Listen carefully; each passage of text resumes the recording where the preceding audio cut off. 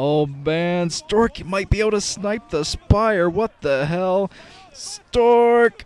Oh, he does take out the Spire. What the hell was that, HoGiL? I'm not sure how those troops got into his main. I didn't even see him traipse in at all, so very funny play already, because now HoGiL has no way of getting out Scourge, so he's not going to be able to Scourge the shuttle. Wow, Stork is going to feel very comfortable going out. Oh, there are a couple Scourge.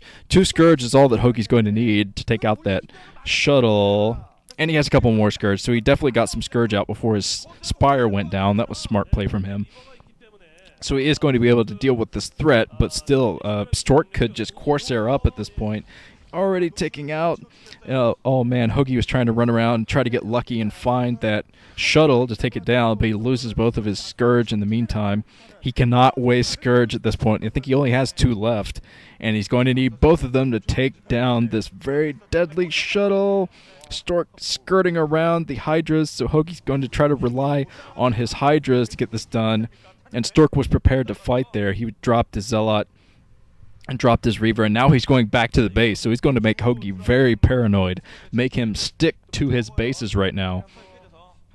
And I think it was smart of Stork to back off, at least for the moment, because he knows that HoGiL is going to be making a nice defensive grid with Hydras, and he's going to try to find a way to sneak in, even though there are Hydras behind this natural. Oh, there's going to be, the Scourge being destroyed. But now that HoGiL knows where that clumping of troops is, he knows where the shuttle is, he's going to try to chase it down. He's going to bring all of his Hydras into play, and now Stork forced to back off yet again. So Stork, he's trying to run around. Oh, he's sneaking by into the main. But HoGiL has Hydras positioned there, too. Some nicely positioned Hydras from HoGiL. He's going to keep a nice defensive grid. He might be able to intercept this shuttle.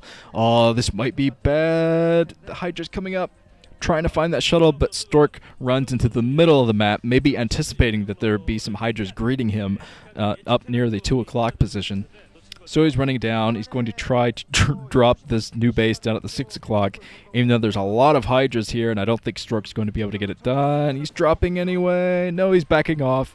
Another failed drop from Stork, but at least he hasn't lost his shuttle yet. If he loses that shuttle with the Reaver in it, that could put him at a major disadvantage this early in the game. But he's kept that alive, and he's kept HoGiL paranoid and running around his bases and kept him from attacking the front right now. So he's doing a pretty good job, I'd say, as far as that goes. He's going to try to take the 12 o'clock position. And because he didn't lose that Reaver in that shuttle, he has a Reaver to protect that 12 o'clock if HoGiL should try to break, which I think he is. He's moving up right now with 2 different sets of units. It's going to be so difficult for him to break, though. Even with a Lurker in, he's going to have to fight up a ramp with a bunch of Reaver Scarabs coming his way. So that is not going to be fun at all. He's probably going to have to research drop tech if he wants to tackle that 12 o'clock base. And now the High Templar coming out. So, wow, Stork, this is what I was talking about. Stork is going to get a lot of options now for his mid-game. He's going to think, do I want to Reaver drop? Do I want a Storm drop? And HoGiL's saying, you're not going to get any options. I'm going to try to break your front right now. He's going to try to break the front before Storm energy comes up. Pretty nice storm from Stork, kind of storming all of his own Zealots, so he's got to be careful about that. Coming in here. Oh, he has forced to run back. There's a nice storm from him, though. He's going to have to pick up his Reaver from the 12 o'clock and drop it here, because I think HoGiL is going to try to break. He's hanging out front. He's losing a bunch of Hydras, though, so he's really got to make up his mind where he wants to attack. He is finally attacking the 12 o'clock, coming up there with a lot of troops. He's got to surround that Reaver, though. Take out the Reaver. Oh, man. He loses so many Hydras. Wow. I think that was worth it for Stork. Even if he loses this top base, he had taken out so many Hydras. It's not even funny. It looks like he's coming up here. He's got to keep that shuttle alive. Drops a couple of Reavers. With 2 Reavers, I think Stork will be able to defend. Oh, man. Failed attack from HoGiL. So HoGiL can't be feeling good about that one. He's got to go out, throw down bases of his own, because that little plan didn't work. Loses a couple of extra Overlords there, too, just to add insult to injury. So here come the extra bases for HoGiL.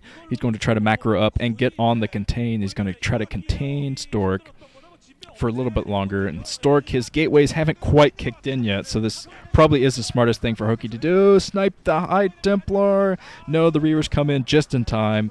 to ward HoGiL off, and HoGiL looks like he's going to try to tackle the 12 o'clock again, chasing down a High Templar, and the High Templar doesn't quite have energy yet, so Stork's got to run that away. And HoGiL being uber aggressive, but oh man, he's right up against this choke. As soon as that High Templar has energy, if the High Templar is still up there, oh man, High Templar are going to be sniped. Another High Templar sniped, but there is still a Reaver, and now a couple of Reavers for Stork. So Stork has definitely brought a good game plan to this game. He's able to run back and forth between his natural and the 12 o'clock base with those Reavers, and that is just working out great for him. Protoss off of 3 bases is so powerful. But at the same time, Stork has got to keep up the harassment and make sure HoGiL doesn't overexpand.